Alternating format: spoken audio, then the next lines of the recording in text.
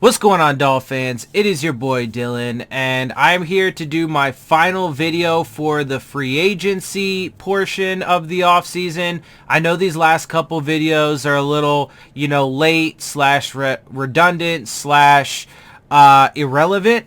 So I apologize for that, but as I, mentioned in my previous, couple videos, and I have mentioned, a couple times this offseason so far, this offseason is a major learning experience for me, not just when it comes to these different players and teams and this whole scouting process during the offseason, whatever, but also in my formatting and how I am going to present these all of this information and this stuff and this content for you guys. So lots of good stuff for me to learn and grow from. So it has been a good experience in that regard for sure. But I do, again, apologize for these last couple of videos kind of being a little bit irrelevant or whatever. So it is what it is, though, and like I said, I will get better.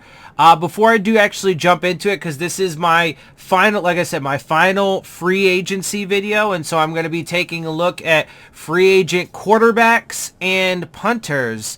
I am going to go through it really quick, especially, quarterbacks, since we know what happened, and, Teddy Bridgewater's our backup, Tua's our guy, etc., etc. Before I get into that, though, I do want to give you guys a couple updates on things that the Dolphins did, some signings that happened today, or there was one actually I think that came yesterday, but it was after I had made my video and everything, and so that is Sam Eguavoen.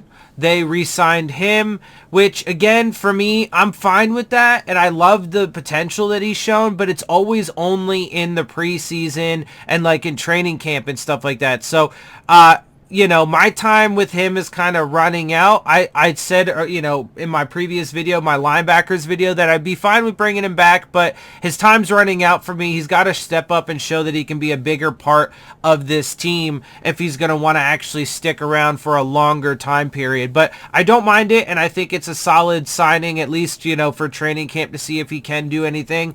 And then the other one is Sheldrick Redwine, the safety. Again, kind of indifferent with that. We'll see what happens in training camp, but, our top safeties are pretty set, so I think we're fine overall, not really a big worry there. And then one other thing that they did today, actually a pretty damn good signing, especially because we are going to want to run the ball, and they're really showing an emphasis with that, not just with the things that they've said and their philosophies, but also with their moves. And that's they signed former Raiders fullback, Alec Ingold. So, and that's a pretty damn good signing, if you intend to use a fullback, right? Not everybody uses a fullback or whatever, but if you're going to use a fullback, and especially if you're going to emphasize the run, really good signing there. So love to see it. But anyway, now let's go ahead and jump right into this, because I do want to move through it. So as always, real quick, starting off my position rankings by need, as I had, come up with at the beginning of this whole process. Offensive line with tackle and center being the priority. Running back, wide receiver, linebacker, true middle. Defensive line, edge and tackle. Cornerback, tight end, safety, backup quarterback, and specialists, punter. Yeah, and then we will, with that, on that note, we will slide over to, where are we at? We are quarterback. So I'm just going to breeze through this. I'm not even really going to bother, saying much about these guys, because at the end of the day, this whole section of it is done, right? We know Tua is going to be the starting quarterback, and they did already go out and make a move. They got Teddy Bridgewater, but I did want to at least give you guys this list and show you who I was thinking about, who I had on the list, give you a couple quick comments and stuff like that, and then keep it moving. So Trevor Siemian was a guy out there, not really high on him, and honestly, one of the things that I was going to say is that the couple guys, or the few guys at the start of this list, not super high on, but, again, everybody on this list I think is worth taking a look at. Should at least do your due diligence. And, you know, some of them are like notable names, etc., etc. And I wanted to give you guys at least a range, some, you know, older veterans, some younger guys, etc., etc. So not exactly at the top of my personal list if I was going to, you know, actually rank them. But Trevor Siemian is a name that was out there. New Orleans UFA, 31, cheap. Measurables combine, round 7, 215 at 250, 5 years in. Started with the Broncos, then the Jets, then the Saints. You know, he's had an okay career, not particularly great. Okay at best, let's say. I'm not huge on Trevor Siemian, never really was. I mean, here's his career stats. Like I said, I'm not even going to bother reading through all this at this point because it is kind of my fault that a lot of this is just kind of irrelevant now. But I will at least, like I said, I do want to at least have it in the video. Didn't even get to, you know, didn't even play a full season in 2021, whatever. I don't think he was all that great, but, you know, again, just a notable name or whatever. He happens to be a Super Bowl champion from Super Bowl 50 in 2015. And his grades doesn't have grades for a number of years or is not been graded out very well. Again, not at the top of my list of, you know, who I would have brought in. So, and of course, as you guys know, I actually love who they did bring in, but again, he is on the list, so I will speak on him briefly. Fitzpatrick, I only put him on here because we're familiar with him. You know, he is going in as a UFA from Washington. He is 40. I wouldn't bring him back in, but I do actually like Ryan Fitzpatrick. I do have respect for him. I do think that he is actually one of the big reasons why we got 5 wins in 2019. I don't think it has anything to do with Flores. I think it was all Ryan Fitzpatrick, his leadership, his gunslinger mentality, and the fact that that team was nothing but like pretty much backups, waiver wires, and nobodies playing for their careers and stuff. That's why we got 5 wins. It wasn't because of Brian Flores' ability to be a phenomenal coach, which most people thought back then. They wanted him to be coach of the year, and I was like, are you kidding me? This dude sucks, and he's a douchebag, and he's intentionally losing. Yes, even on game day, and there's evidence for that. Anyway, I digress. I actually do have respect for Ryan Fitzpatrick, although I wouldn't bring him back at this point. Obviously been with a ton of teams. Here's his career stats. I mean, he is a savvy veteran. He's been around. He's got experience. But, you know, not very accomplished, obviously. Bounced around a lot. Has gotten some decent grades in his career. 2018 seems to be his overall best. And then there you have it. So Colt McCoy was on this list, 36 from Arizona. I think he would have been a decent pickup for a backup. I think he would have been a really good pickup for a backup if you were going to go with an older veteran, you know, an older savvy veteran guy. I mean, he's 36. I would have been all right with this. I think this would have been, like I said, a solid if he was going to be your backup. You know, draft status, 12 years in, the teams he's played with, career stats, just to scroll through for you. He's done all right. Didn't play a lot this past season, though. Hasn't been graded out very well either. He's been okay, and I think he would have been a solid backup. Now, Andy Dalton, the next guy on this list, you know, it's funny. I've actually never been a huge Andy Dalton fan, but he actually is one of the more accomplished veteran quarterbacks on this list, and I do actually think if he was gonna, you know, if he would take the backup role, I think he actually would have been a pretty phenomenal choice as well. Although I do like Teddy Bridgewater over Colt McCoy and Andy Dalton, but although Andy Dalton has the pedigree, that's the one thing like Teddy Bridgewater doesn't have is he's actually got a pretty nice pedigree. He's in void years. He's 35, 10 million current APY. He would be probably a bit more expensive though. Measurables combined. Draft status, he got 11 years in. His teams obviously spent most of his time with the Bengals. Career stats, like I said, and he has a 77, 69, and 2 record, so he does have a winning record. You know, decent stats in his passing and rushing, etc., etc. Didn't play the entire season. Did play about half the year. Started 6 games in 2021. Obviously, he's not really, you know, he's not the Andy Dalton of old, and he's certainly not like a guaranteed starter anymore. Did make the Pro Bowl in 11, 14, and 16, and Offensive Rookie of the Year, second place in 2011. And has been graded out pretty well for the most part overall in his career. Next up is Jacoby Brissett, Jabroni Brisket. I only had him on the list just because there was a chance they could have brought him back. Thankfully, that's not going to happen, so I'm really not even going to bother with him. He's a scrub. He sucks. He's not good. Nothing personal, by the way. It's just he's not good. He hasn't been good throughout his career. I'll just scroll through. Wasn't good with us, and I'm glad he's not our fucking backup anymore. Ironically enough, though, he is a Super Bowl champion, Super Bowl 51 back in 2016, and his best graded season was 2021 in the snaps that he took. Mitchell Trubisky, who actually is now with the Steelers, so he did change teams. He is no longer with Buffalo. I do think he would have been a really good choice for backup, but obviously with the Steelers now, so measurables combined, he was a round 1 pick in 2017, second overall. 5 years in, the team started with the Bears, then the Bills, obviously. Now with the Steelers, so his present team is the Steelers. Career stats, obviously last year he was just a backup to Allen. I think he's probably going to Pittsburgh in part because he feels like that may be a place where he can actually become a starter again. So, and that's not, it's not a terrible assumption, honestly. We'll see what Pittsburgh does in this upcoming draft, but it's not a terrible assumption. Obviously, again, didn't play very much this past season because he's just the backup to Josh Allen.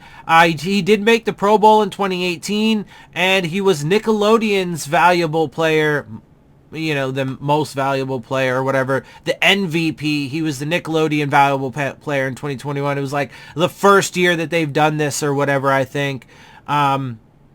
His grading hasn't been, terribly good, but been all right. I think he would have been a solid choice for backup. But again, I think he's probably going to Pittsburgh because he feels like that's a better opportunity for him to be a starter. Tyrod Taylor next. He's coming out of Houston. I think he would have been good as a backup role. Although he's had his biggest, honestly, I think his biggest issue has just been staying healthy and staying on the field because I actually think he is a pretty solid quarterback.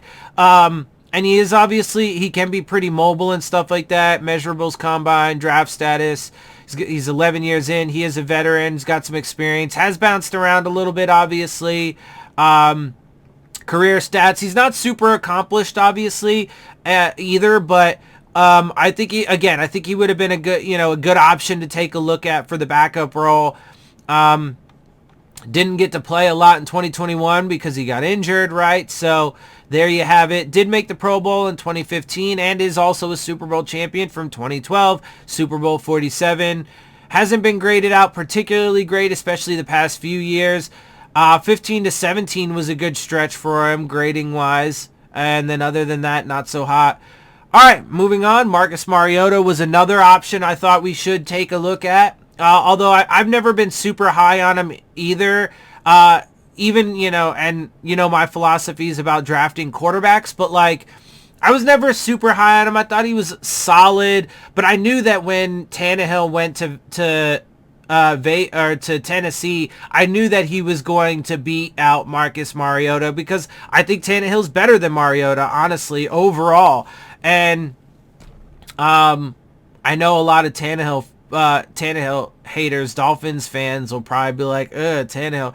But I actually do think he is generally better as an overall quarterback. And I think that's been proven over the past few years, not just how he took over. But I do think Marcus Mariota would have been a solid choice for, taking a look at as a backup guy. Is 29, 3.5 current APY, measurables combined, obviously around 1 pick, second overall in 15, 7 years in, started with the Titans, then with the Raiders. Career stats, kind of been meh as in his time. Yeah, obviously disappointed in Tennessee. They didn't get what they wanted out of him. Has been kind of meh. His best year looks like 2018. 2020 was solid. 2017 was solid too. Other than that, not too great. Is what it is, right? but I thought he would have been, solid to look at. Then you see Teddy Bridgewater is obviously next on this list. Not going to go through all his stuff. Just I'll scroll through it because obviously I did that in yesterday's video, doing a deep dive of the players that we actually currently have on the roster since he is now on the roster. I like this move. It was good. I dig it. So anyway, I'll just continue on, scroll through this really quick. Like I said, I think he actually was one of the best options that you could have gone with when it comes to when it comes to backup quarterbacks. And then, like I said, he actually does have some accomplishments. Oh yeah, and then this is what it was. It was, ah, man, I'm sorry. I'm just, you know me, man, the stickler. So, and then awards. Boom, there it is. Okay. Just because I was thinking about it as I was scrolling down. What was it that was fucked up from yesterday's video when I had copied this over? Anyway, there it is. Rather accomplished. Decent grades over the past few seasons. All right in the beginning part of his career. Obviously had a little bit of a slump there in the middle. But again, I think he was one of the best, potential backups, and I really do like this signing. Jameis Winston also was on this list from New Orleans, 28. Obviously, though, he is coming off the injury this past season. Former first-round pick in 2015, first overall, 7 years in, Bucks, then Saints. I think he, again, would have been a solid, if he was going to be all right with taking the backup role, I think he would have been a solid guy to look at. Obviously, went with Bridgewater. Relatively, oh, man, look at this. It's the same thing. I did it again. So that's an easier fix, though. There we go. So anyway, so there you have it. Just go look through his grades real quick. And then Dwayne Haskins is he's been really like busting, I guess you could say. Like he really has not been especially too he's with Pittsburgh. They just brought in Mitchell Trubisky. What does that say about Dwayne Haskins? Like, he really has not been living up to his potential. Former first round pick in 2019, 15th overall. He is young, and potential is intriguing, and that's why I put him on this list, because again, he would be a backup. So this would have been a young, intriguing, upside potential kind of signing if they were going to go with Dwayne Haskins. But I did want to add him on this list because as a backup, again, another intriguing. Like I said, the first couple guys on this list, not really my cup of tea. All the guys at the back end of the list were more intriguing to me. Some of the youngsters that I have on here, as you see, the next one is Tyler Huntley from the Ravens, 24, drafted out of 2020. And then just real quick so you can see his career stats. Obviously had the best year of his career this past year because of the injury to Lamar Jackson. His grades. And then Jake Fromm from the New York Giants is another young guy that I had on here as exclusive rights free agents, these last couple guys. But, young, intriguing, cheap, developmental prospects that I thought would be, solid backups to Tua. And, you could see how they develop, maybe eventually be trade pieces if Tua does fully pan out and so on and so forth, right? Then maybe you could trade the young guys later on to teams that need quarterbacks kind of thing, whatever. Anyway, so that's quarterbacks. And now real quick, we'll just move through specialists, punter, because we do need to get a punter. Michael Pilardi's on here. I'm not going to read through all of his stuff because I did it yesterday in the deep dive. I did make sure to put him in there, although I almost forgot. Anyway, moving on. And so then, just I'll pause real quick so you can see his stats. His grades here. Moving on, Brian Anger from Dallas, UFA. He's 30, current APY of about $1 million. Measurables combine, round 3 pick out of 2012, 70th overall, 10 years in. Started with the Jags from 2012 to 15. 16 to 18 with the Bucks, 19 to 20 with the Texans, 2021 to present with the Cowboys, 159 games played, 716 punts, 71.6 per year, 33,236 yards, 3,323.6 per year, 46.4 average, a long of 73, 53 touchbacks, 5.3 per year, 256 inside the 20, 25.6 per year, 74, 50 plus, 43 out of bounds, 4.3 per year, 5 blocked, 5.5 per year, and then some kickoffs as well. Like I said, most of these guys actually, I said this in yesterday's video, most of these guys actually do have some kickoffs statistics as well. And then 2021 statistics, 17 games played, 65 punts, 3,143 yards, 48.4 average, 63 long, 4 touchbacks, 24 inside the 20, 34 50-plus yarders, and 5 out of bounds. And then had a Pro Bowl invite this past season in 2021. Was also second team All-Pro, made Pro Football Writers Association All-Rookie Team in 2012, and NFL punting yards leader in 2013. And then his grades as follows, has been graded out pretty solid overall for his career.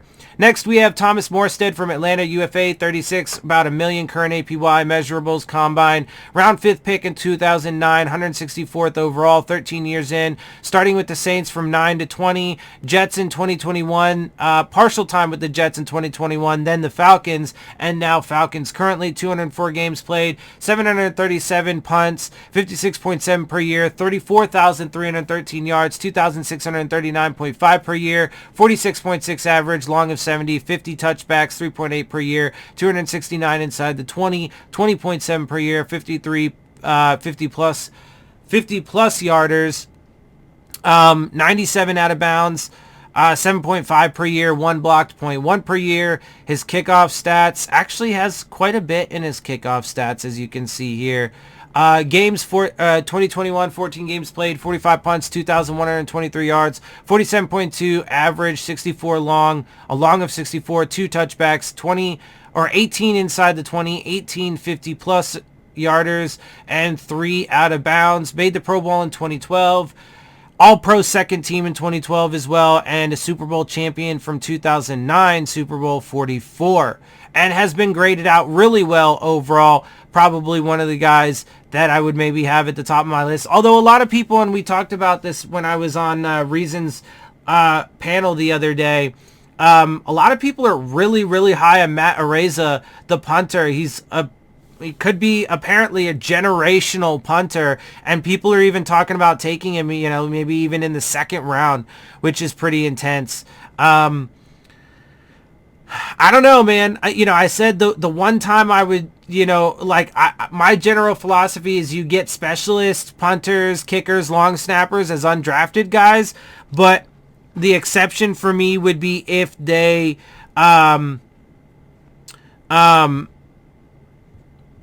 if it was a generational kind of guy like a Justin Tucker, but Justin Tucker's obviously a kicker. This is a punter we're talking about. So I don't know, man. I don't know if I would take a punter, especially that early second or third round, but I mean, it's interesting. So, but anyway, just like I said, these are options, potential options. Dustin Colquitt from Cleveland next, UFA 40, another, current APY of about $1 million, current measurables, round 3 pick in 2005, 99 overall, 17 years in, with the Chiefs from 05 to 19, Jags and Steelers in 2020, Falcons and Browns in 2021, and currently with the Browns, 255 games played, 1,198 punts, 70.5 per year, 53,660 yards, 3,156.5 per year, 44.8 average, 81 long of 81, 103 touchbacks, 6.1 per year, 483 inside the 20, 28.4 per year, 38 50 plus, 51 out of bounds, 3 per year, 6 blocked,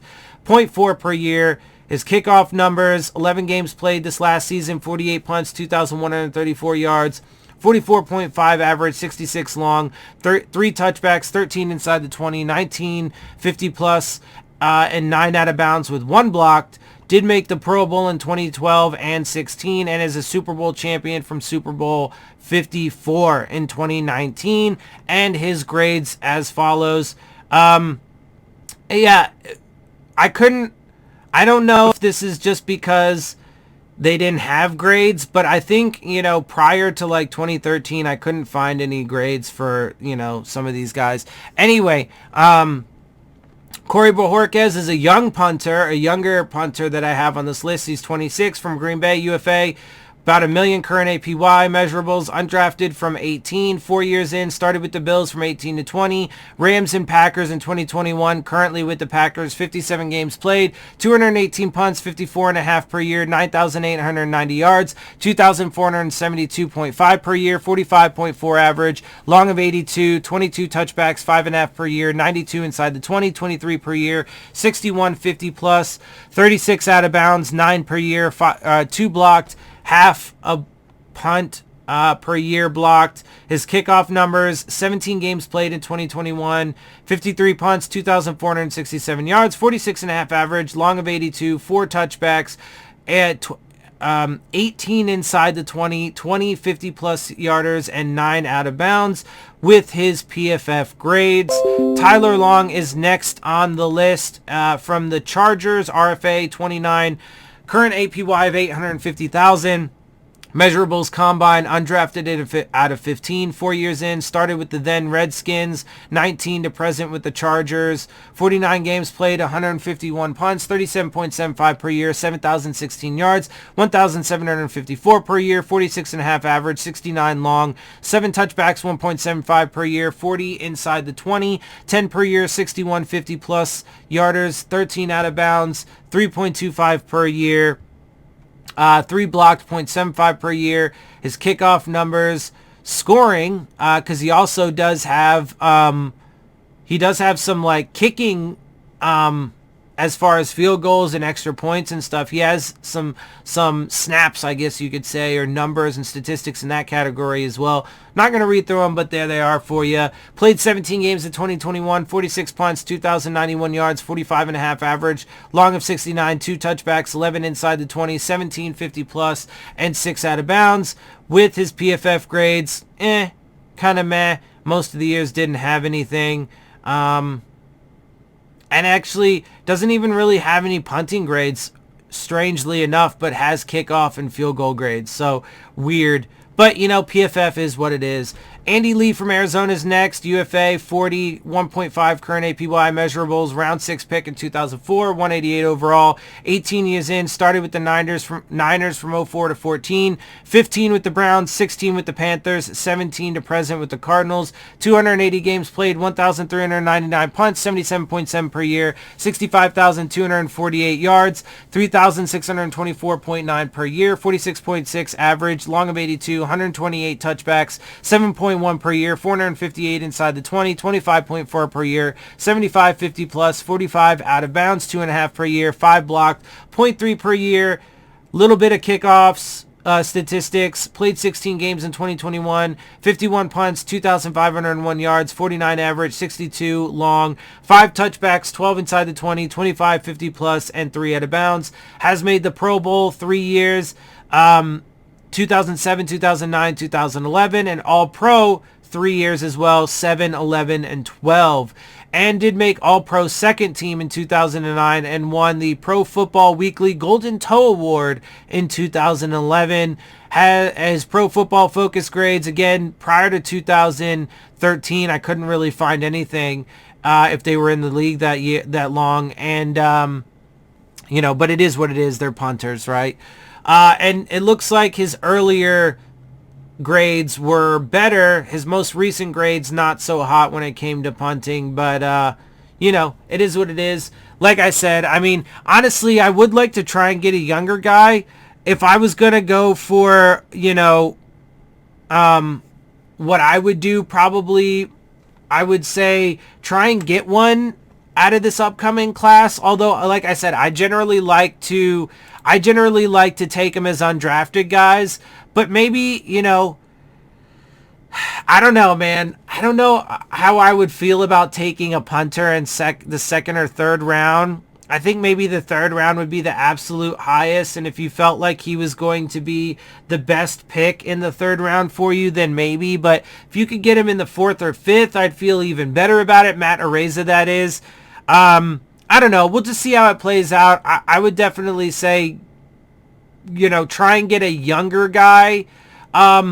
Unless you can find an established veteran in free agency that you feel is going to be solid, that's probably not too old to continue doing what he does and do it at a reasonably high level. So there you have it. That's what I got for you. Just wanted to kind of speed through it again, since my apologies, it is a little bit irrelevant, redundant, etc. for some of the stuff that was talked about in this video, but had some updates for you too on some signings. So there you have it. This is my free agency video for quarterbacks and punters, and this is going to be the last of my free agency videos as far as targets and stuff for this season, because we are now moving on to draft and what to look for in the draft. And so we will be moving on to that content.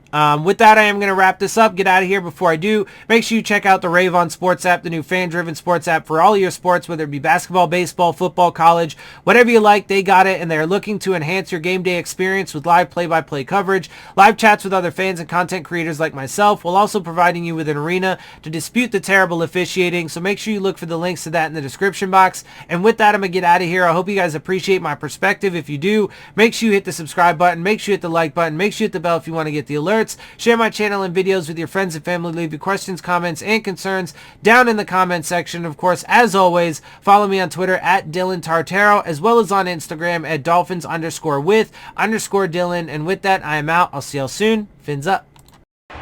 7 seconds left.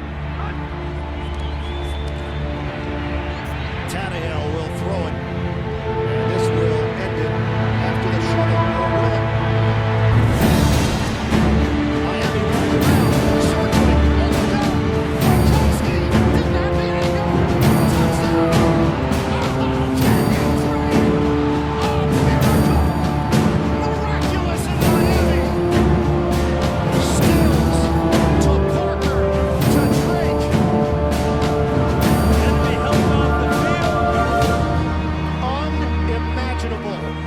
Taken place here in South Florida. The Dolphins have done it. They keep their season alive. 69 yards. Wow. Pure joy. Miami wins it.